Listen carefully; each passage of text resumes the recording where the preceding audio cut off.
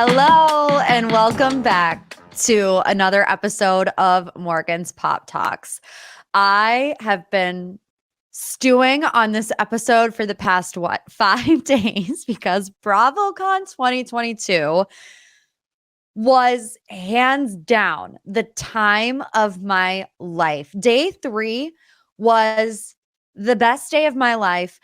It rivals the day that I got engaged. No shade to my fiance, David, who is coming back to the United States today, by the way. I was so consumed with BravoCon over the past, honestly, month that I totally forgot that my fiance, David, is literally on his way to my apartment as we speak. So you guys will be getting more David content soon. As you can probably tell, we're not going to have a normal MPT today where we do the pop 3 and the deep dive.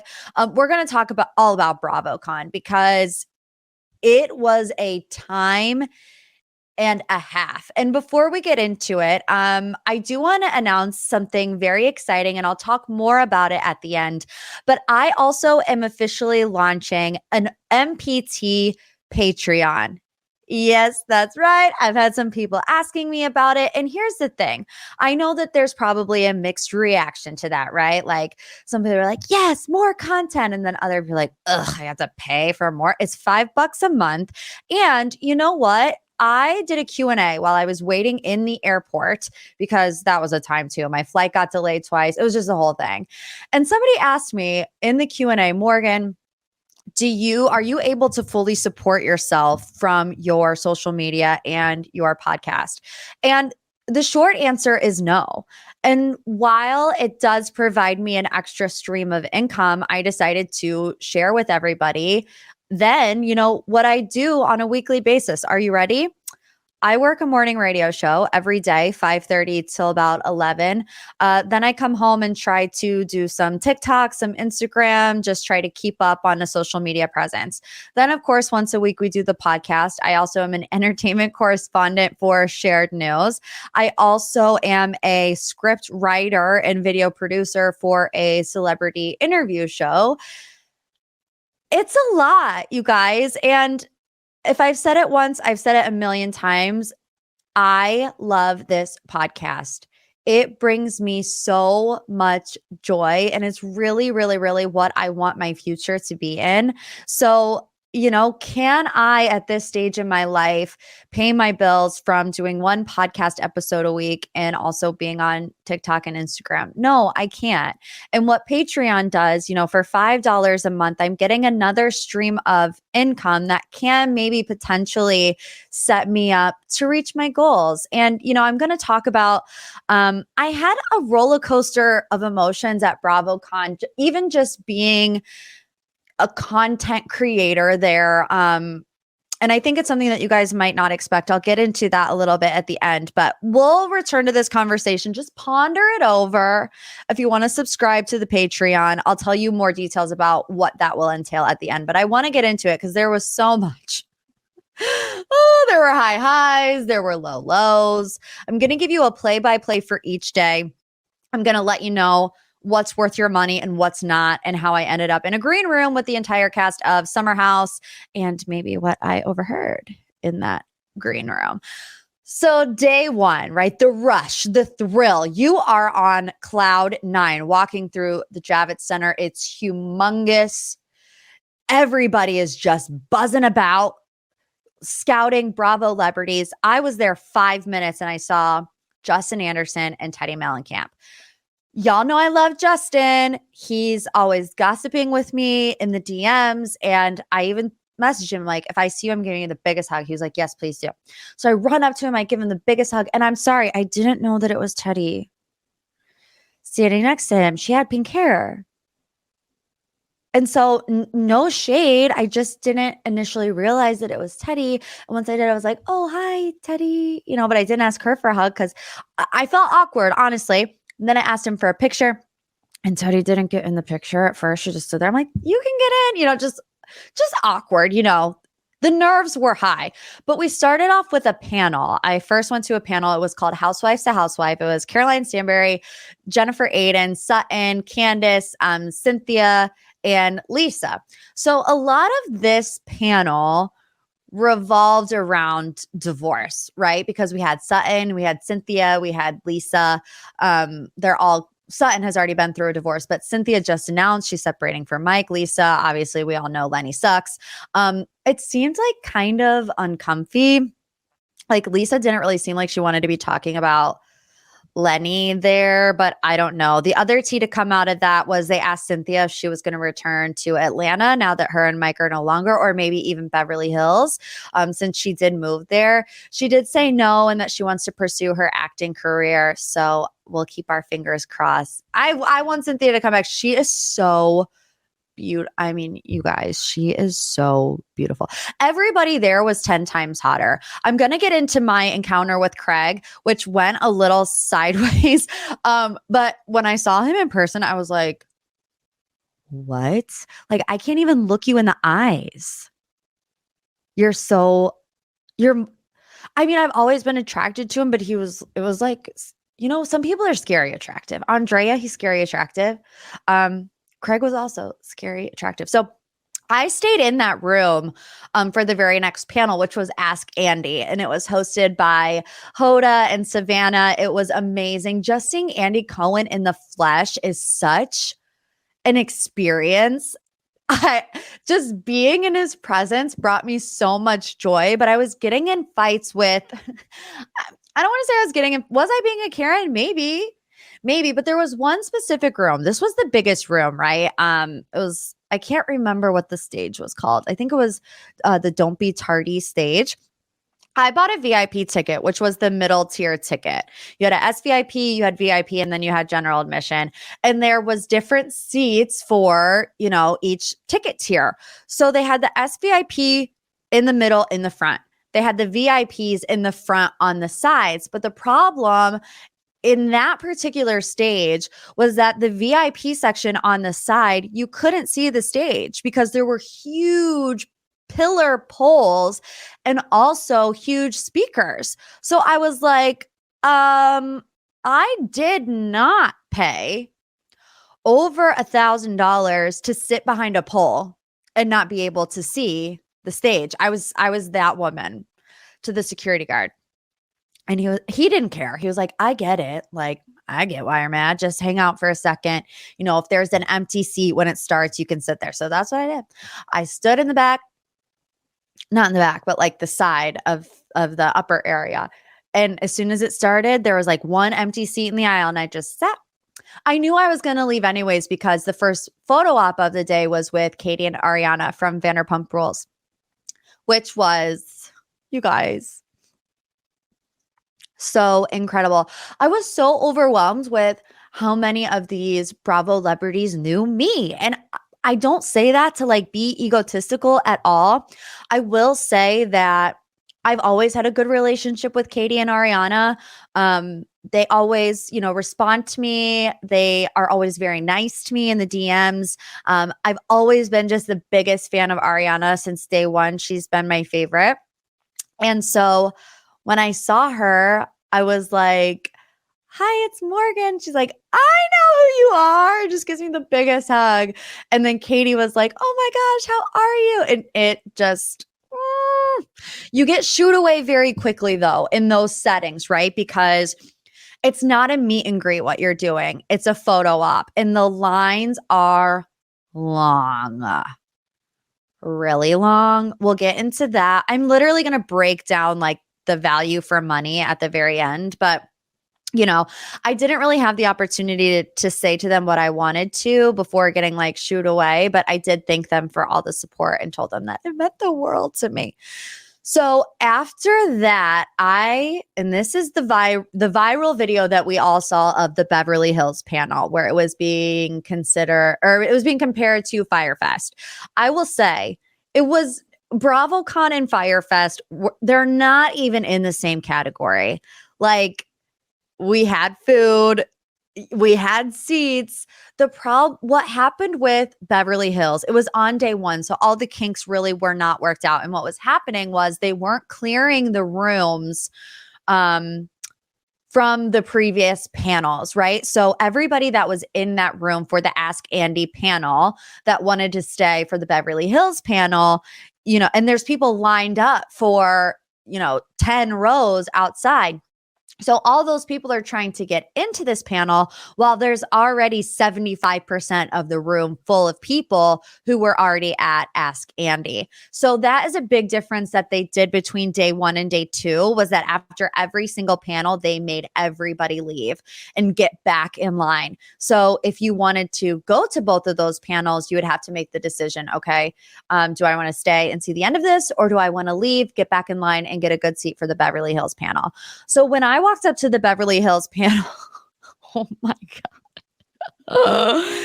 I saw it turn around and walk the other way. Truly. Like, it was chaotic. It was a mess. People were standing everywhere. People were sitting everywhere. I just don't think that they were expecting that many people. And like I said, they didn't clear the room. So everybody wanted to go to that panel. And I heard that it wasn't anything spectacular. So did I really miss out? I don't feel like I did, considering all of the chaos that I heard ensued. So then I waited for a photo op with the Grand Dame, Karen Hugert, and she did not show up. And this happened a couple different times throughout the weekend. I heard that Phaedra didn't show up to her meet and greet. Karen Hugert didn't show up to hers. Thankfully for me, Karen Hugert was also in the same room that Paige DeSorbo's photo op was going to be at. So it was Karen, and then Paige was going to come in 15 minutes after her. So what ended up happening was Paige came in early. I think she was just early. And she noticed that Karen wasn't there. So she started her photo op 15 minutes early. Now, obviously, people that don't watch Summer House that were there to see Karen Hugert and waited 45 minutes to see her was not happy. I then went to the Potomac panel on Sunday, best panel. We'll get into that later. But somebody asked Karen, why didn't she show up to her photo op? And she said she had a headache, which I'm sorry. I could be on my deathbed and I still will be like, I have to go to work. It's not ideal. Like, I know that's probably not the mentality that I should have. If you're sick, you should not go to work. But like a headache, take an Excedrin, be on your merry way. These people paid $1,000 to see you, Karen Hugert. So then to wrap up day 1, I also met Crystal Minkoff. Very nice, very tall. And then the last thing I did that day was go to a panel. It was East Coast versus West Coast. It was more of like a game show type atmosphere. It was Emily Simpson, Erica Jane, Lisa Barlow, Shannon, Garcelle. They were on the West Coast. And then the East Coast was Ramona, Marlo, Quad, Eva, and Adriana. Some tea came out of that. And listen, I'm going to say it. I might get roasted for it, but I'm just going to say it. I like to keep it real. You know that I have not been the biggest fan of Erica Jane. She was so entertaining at BravoCon. I know. I'm just as shocked as you are. Her answers were funny. She was making people laugh. She was answering the questions that were given to her. Me and my friends were like, we're not flipping on Erica Jane, are we? No, I mean, the answer is no, but I was still just shocked by how entertaining she was. So that was day 1. Day 2, it was chaos. There was way more people there on Saturday. I'm thinking a lot of people bought a one-day ticket for Saturday, especially if they lived in New York City, because there were so many people there. The security was really tightened up the second day because they obviously didn't want any of the Beverly Hills repeat panels. The first thing I did was a photo op with Sutton. She was 15 minutes late. So Garcelle came and, saved her. Garcelle took pictures for the first 10 minutes. Then both of them took some pictures together. And then it was just Sutton. A lot of the Bravo celebrities were really late to their photo ops, like anywhere between 10 to 15 minutes late, which you might not think is a big deal, but when you have to get in line 45 minutes early to make sure that you actually do get a photo with them, 10 to 15, it got annoying after a while when Bravo Leb after Bravo Leb after Bravo Leb was late for their photo op. But anyways, you know who, what, actually they were late. I'm not going to lie to you. Heather Gay and Candace, they were late. They were 10 minutes late, but they were amazing. Heather Gay from the Real Housewives of Salt Lake City was the best housewife that I met of the entire weekend. She gave me the biggest hug. And if you follow along on the pages, you know that I do the power rankings. And 9 times out of 10, Heather Gay for Salt Lake City is number 1 because she's just the best. She gives me this huge hug. She's like, Morgan, what are you doing here? I'm like, what do you mean? What am I doing here, Heather? Did you not think I would be at BravoCon? And she was like, number 1 in the power rankings, baby. So just that like confirmation from someone like Heather Gay was amazing. Candace was also very nice. Candace's husband, Chris, was like waiting outside of the photo op line so that when people were done taking their photo with Heather and Candace, like he would be there to snap a selfie. One major complaint I have about the weekend, I have been unable to catch up on the Bravo shows. I have yet to watch the latest episode of Potomac. Don't sleep on Potomac, but I know that there's a lot of drama around Chris. So I was like walking out thinking to myself, should I be getting a photo with Chris? But I did it anyways. So then I met the Charmers, photo op. You don't meet them, you guys. It's a 5-second interaction. Hi, I'm Morgan. You look beautiful. Pose. Goodbye. You're on your way. With Shep, Catherine, Olivia, and Craig. Olivia was super nice. She said she liked my outfit a bunch of times, actually. Catherine didn't speak at all. I think Shep was drunk. He looked a little disheveled. And then I had a weird interaction with Craig. Now, let me just preface this by saying we have since been in communication and all is good now because I know it was so chaotic. But I go up to Craig and I'm like, hey, it's Morgan. And here's the thing. Like I said before, I'm not an egomaniac. Maybe I am and I just don't know it. But I know that Craig knows who I am. They have shared my content on Pillows and Beer. We have the same birthday. He has wished me a happy birthday when I've wished him a happy birthday. We have tried to get him on the podcast multiple times. He has agreed to come on the podcast. Whatever. I know that he knows who I am. So when I get up to him and I'm like, hey, it's Morgan, and I get the nothing burger, I'm like, does he hate me? Like, what? Like, what did I do? But we talked today. I'm just going to tell you. I hope that he messaged me back by now, but because I was like, you know what? I'm going to give it one more try. I'm going to give it one more try. You know, I've asked him a couple times to come on the pod. He says he will, and then he doesn't. I'm just going to do it because I believe that he's a good person. So I messaged him. I said, Craig, glad I got to briefly say hello this weekend. It's great to see all the success of the show and Sewing Down South. Also happy I got to meet Jack. Jack works for him. I interviewed Jack a while back for an article that I wrote about what it's like to be employed by Craig Conover. I said, also happy I got to meet Jack. He's such a gem. Hope you guys are recovering because we are all tired. Craig responds, I know. I have it on my list to message you too because I wish we had a second to talk a little longer. And by the time I realized it was you, they were ushering you away. So I was like, okay, he doesn't hate me. Although I really thought that he did. I mean, because like I said, I know he knows who I am, but it is a chaotic environment. So I can also understand him it not registering until I was walking away. And then he also said that you guys, he said, let's set up a time to podcast. So he suggested next week. You heard it here first. So if he doesn't come on next week, we're going to spam him in the comments. Craig, come on MPT. We're waiting for you. Okay. Not to wrap up the day, but the last thing I did at the day portion was a battle of the sexes. It was like a game show. I thought it was kind of boring. It was Ariana, Maya, Lala, Daisy, Madison, and Leva versus Austin, Craig, James Kennedy, Gary, and Z. But the highlight of day 2 was later that night. I went to a Watch What Happens live taping, and it was incredible. It airs tonight, Thursday night, if you're listening on Thursday, hopefully. And I'm just going to tell you, when I was at the Watch What Happens live taping, there was a camera in my face for like a solid 3 minutes. So I was doing my best facial expressions, you know. Oh, like I was giving because I want to be on Watch What Happens Live. So make sure you look out for your girl, Morgan, on tonight's episode. It was the entire cast of Summer House, Southern Charm, and Vanderpump Rules. They did Squash the Beef. They did Do You Apologize? And it was like, which guy did this or whatever.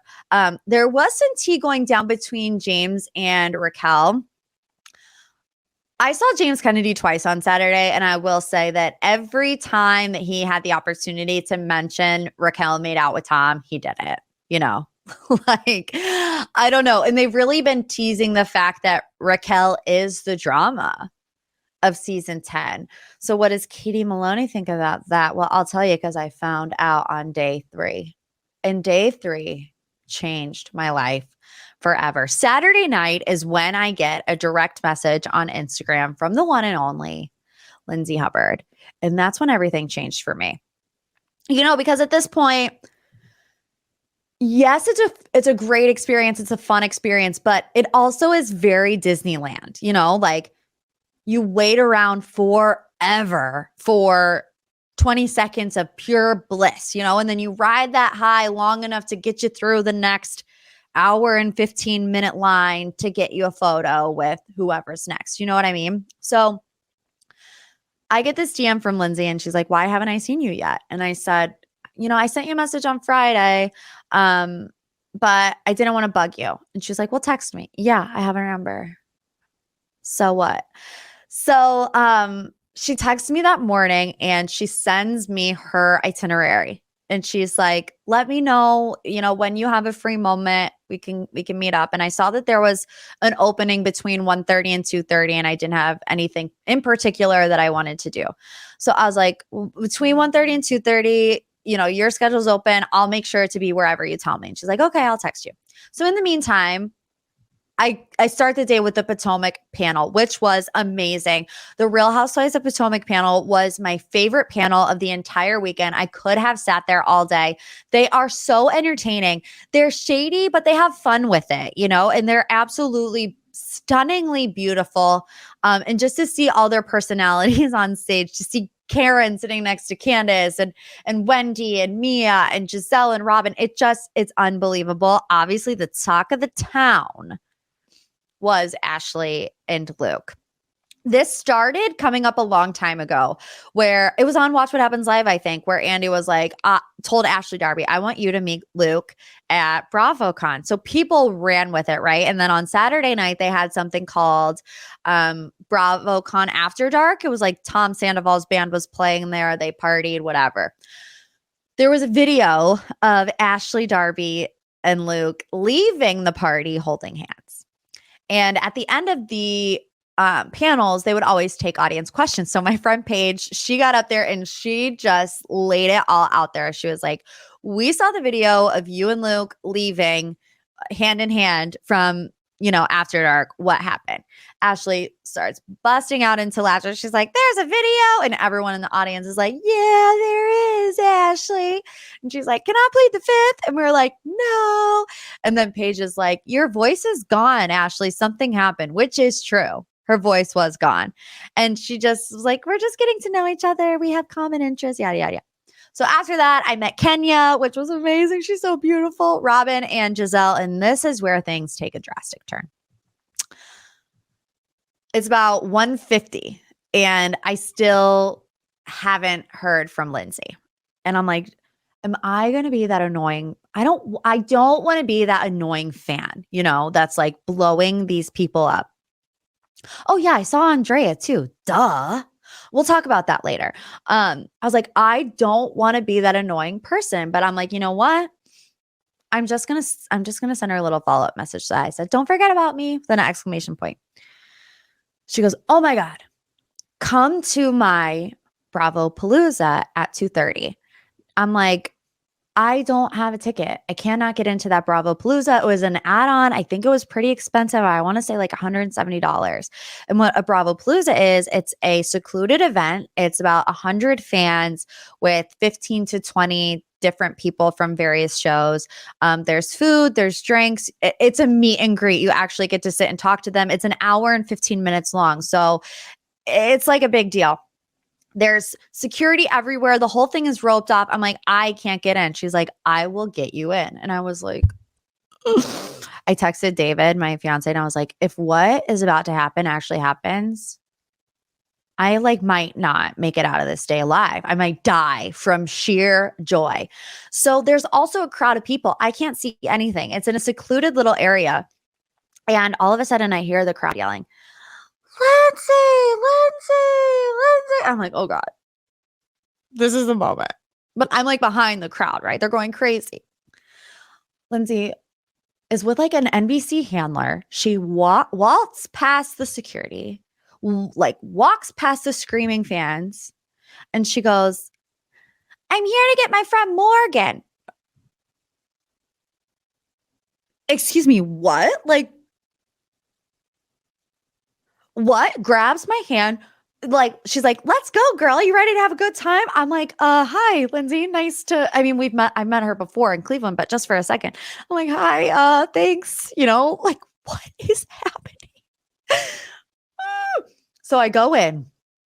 It's Lindsay, it's Carl, it's Katie Maloney, it's Raquel, it's Gina and Emily from the OC, it's Kyle Cook, it's Reza. I was like, how did I end up here? I have no idea. So I talked to Katie a little bit. I talked to Raquel a little bit. I talked to Kyle a little bit. And then I go up to Carl because at this point I hadn't seen Carl yet. And, you know, once we got in there, everyone was chaotic at first, right? Because everyone was excited. So Lindsay walks in the door. Everybody's swarming her. I'm like, you go talk to them. Once things die down, like we will come back and reconnect. So I go up to Carl. He's in the back and it's like not as busy back there. And I'm like, hi, Carl. He cuts me off. He goes, you're Morgan. I was like, you know who I am? He's like, yeah, I know who you are. Like Lindsay told me that she was going to get you. I was like, what is happening? What is happening? What is going on? And then Lindsay and Carl, they're both together and we're just chatting it the heck up. I'm like talking to Carl about his sobriety. I'm talking to them about wedding planning. I'm showing them my wedding dress. I'm like, what is my life where I walk into a VIP room hand in hand with Lindsay Hubbard and I go to say hello to Carl and he knows who I am. I was shook to the core. So after that, we all sit down at a table. It's me, it's Lindsay, it's Carl. It's one of Lindsay's childhood friends, Victoria, who's the greatest, and Katie Maloney. And at that point, Tom Schwartz walks in.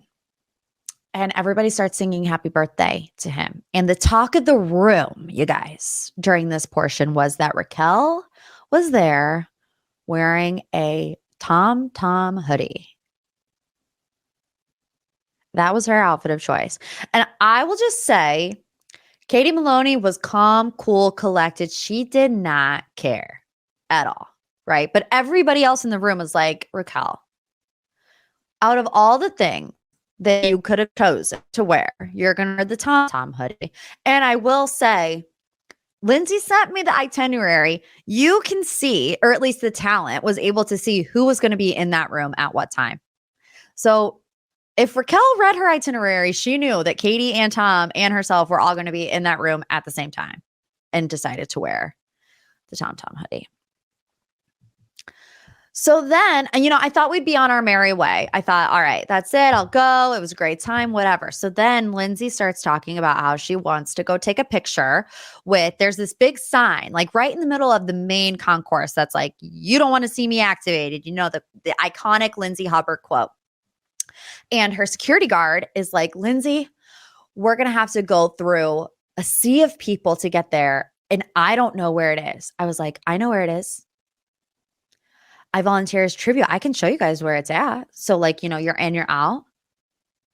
I saw my opportunity. I took it. So what do you know? Me, security, and Lindsay Hubbard just strolling around the streets of BravoCon. I was like, how did I end up leading the entourage of Lindsay Hubbard from the VIP room into the main concourse? People are screaming her name, Lindsay, Lindsay, Lindsay. And I'm like, oh yeah, just this way, guys.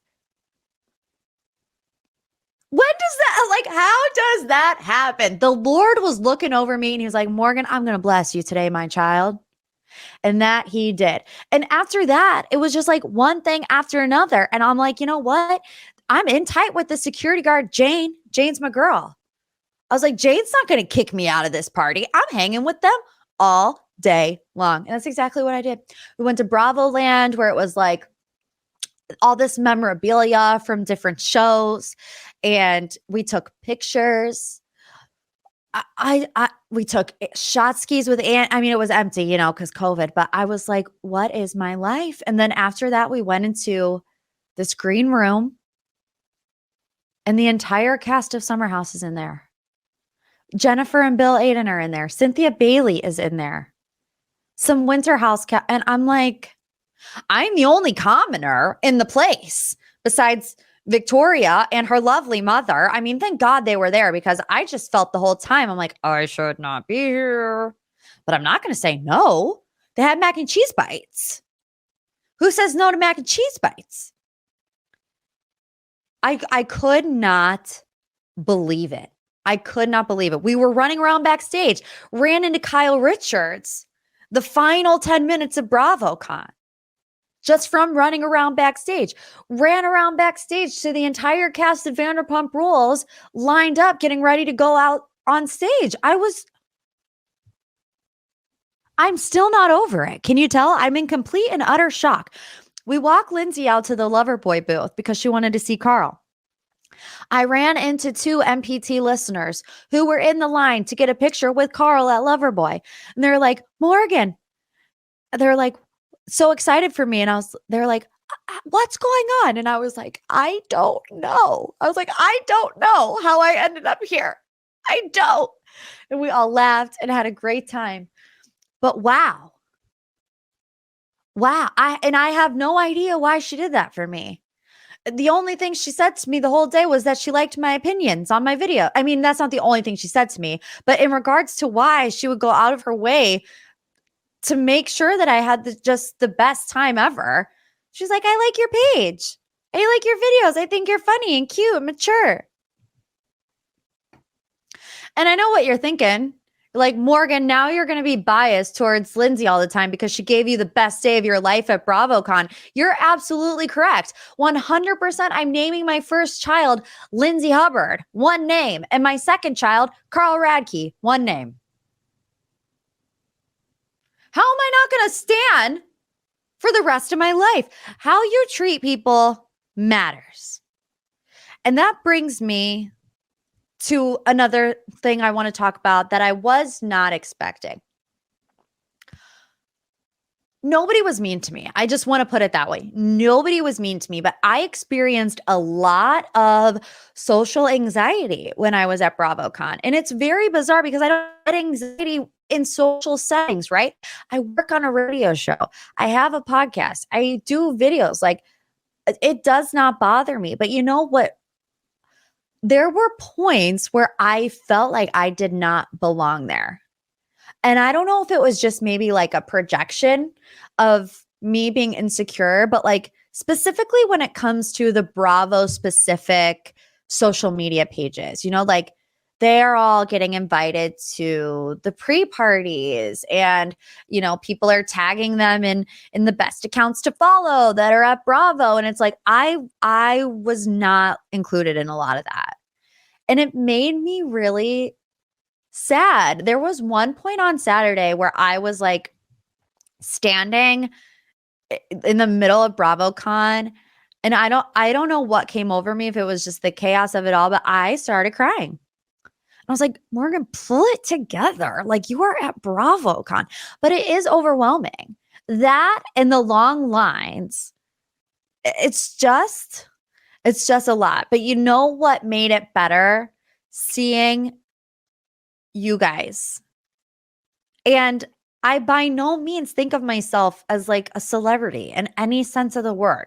I'm in my apartment. My neighbors are all 85 years old, like, because that's what I can afford. But people coming up to me saying, love you like a sis. I cried every single time. I'm like gonna cry right now thinking about it. So we're just gonna keep it moving. Instagram questions that I got yesterday. Jamie asked, details on your ticket. Which type did you have? How much did it cost? Was it worth it? This is very important.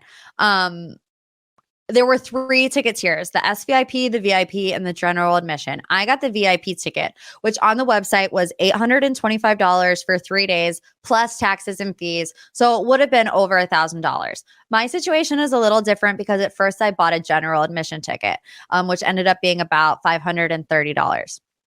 Long story short, I ended up selling that ticket, purchasing a discounted VIP ticket with a Watch What Happens Live add-on experience. Altogether for my experience, I paid about $670.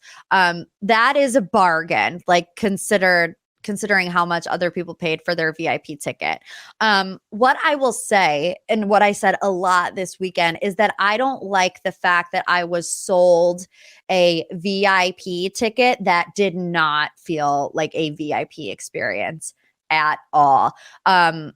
If you had general admission, I feel for you because the difference between general admission and VIP was better seats and shorter lines, but they still weren't great seats because, like I said, there were, pillars and sound systems in the way. Not for all of them. There were 4 different stages. So not for all the stages, but for the big ones. And then the lines were still still just as long. There were some people that I didn't get to meet. So I, having that experience as a VIP, can't imagine the general admission experience. So I really didn't like that. And, I heard that it was very different from the first BravoCon, which I was researching online, because I was thinking, should I upgrade my ticket from a general admission? And what I was reading online was people saying stuff like, from the 2019 one, if you're a VIP, the gates of heaven open up for you pretty much. So I was like, okay, let's do it. But that's not the experience that I had.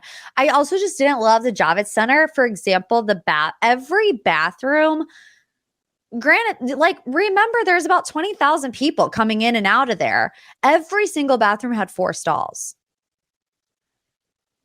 The food, you were waiting everywhere that you went. You were waiting for food. You were waiting for bathrooms. You were waiting for photo ops. You were waiting for panels.